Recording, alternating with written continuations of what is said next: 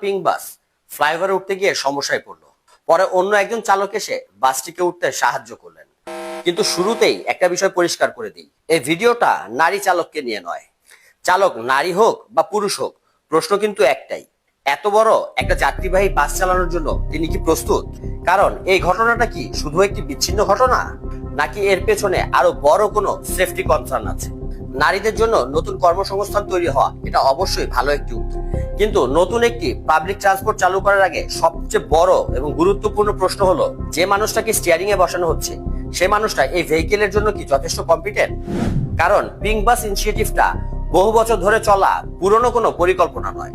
বর্তমান সরকার দায়িত্ব নেওয়ার পরই নারী ড্রাইভার, কন্ডাক্টর এবং হেল্পার দিয়ে এই পিঙ্ক বাসটি চালু করার উদ্যোগ নেওয়া হয়। এটি এই নতুন সরকারের 180 দিনের অ্যাকশন প্ল্যানের অংশ হিসেবে বলা হয়েছে। অর্থাৎ সার্ভিসটা নতুন, তাই স্বাভাবিকভাবেই প্রশ্ন আসে, এই চালকদের কিভাবে নির্বাচন করা হলো, কি ধরনের ট্রেনিং দেওয়া হলো, আর তাদের আগের ড্রাইভিং এক্সপিরিয়েন্স কি ছিল? বিআরটি এর বর্তমান নিয়ম অনুযায়ী প্রফেশনাল ড্রাইভিং লাইসেন্সের প্রোগ্রেশন হলো light, medium, heavy. Professional medium লাইসেন্সের জন্য প্রফেশনাল লাইট লাইসেন্স সর্বনিম্ন 3 বছর ব্যবহার করতে হয়, আর প্রফেশনাল হেভি লাইসেন্সের জন্য প্রফেশনাল মিডিয়াম লাইসেন্স অন্তত 3 বছর ব্যবহার করতে হয়। অর্থাৎ হেভি লাইসেন্সের এলিজিবিলিটি পর্যন্ত আসতে অন্তত 6 বছরের একটা লাইসেন্সিং প্রোগ্রেশন আছে। কিন্তু এখানেই আসল কথা, লাইসেন্সিং প্রোগ্রেশন এবং বাস্তবে হেভি ভেহিকেল চালানোর বাস্তব অভিজ্ঞতা এক জিনিস নয়। কারো হেভি লাইসেন্স থাকতেই পারে, কিন্তু তিনি আগে বাস্তবে কি ধরনের হেভি ভেহিকেল চালিয়েছেন, বাস চালানোর বাস্তব অভিজ্ঞতা কত বছরের? কারণ 2 তলা বাস শুধু বড়ই নয়, এর ব্লাইন্ড স্পটও বেশি এবং ম্যানুভার করাও কঠিন। আর জায়গাটা যখন ঢাকা,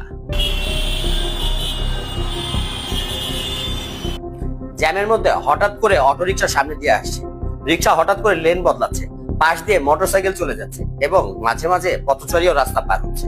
এই বাস্তব পরিস্থিতিতে শুধু লাইসেন্স থাকলেই হয় না, দরকার এক্সপিরিয়েন্স, জাজমেন্ট, ভেহিকেল কন্ট্রোল এবং রিয়েল ওয়ার্ল্ড ট্রাফিক হ্যান্ডেলিং। কারণ ভুল হলে ঝুঁকিটা শুধু বাসের যাত্রীদেরই নয়, পাশের রিক্সা, অটোরিকশা, মোটরসাইকেল, পথচারী কিংবা ফুটপাতে বসানো ছোটখাটো ব্যবসায়ীদের। তাই বিআরটিসির কাছে আমার প্রশ্নটা খুবই পরিষ্কার, পিঙ্ক বাসের এই চালকদের লাইসেন্স ক্যাটাগরি কি? যদি হেভি লাইসেন্স থাকে তাহলে তারা এর আগে কি ধরনের হেভি ভেহিকেল চালিয়েছে? ঢাকার রাজপথে বাস চালানোর বাস্তব অভিজ্ঞতা কত বছরের?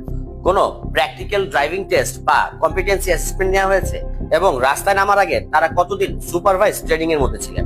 একজন সাধারণ মানুষের এই তথ্যগুলো জানা খুবই গুরুত্বপূর্ণ, কারণ একটি নতুন কর্মসংস্থান তৈরি করা যেমন খুবই জরুরি, ঠিক তেমনি সেই কর্মসংস্থান যেন নিরাপদ হয় সেটাও জরুরি। নারী হন আর পুরুষ হন, স্ট্যান্ডার্ডটা সবার জন্য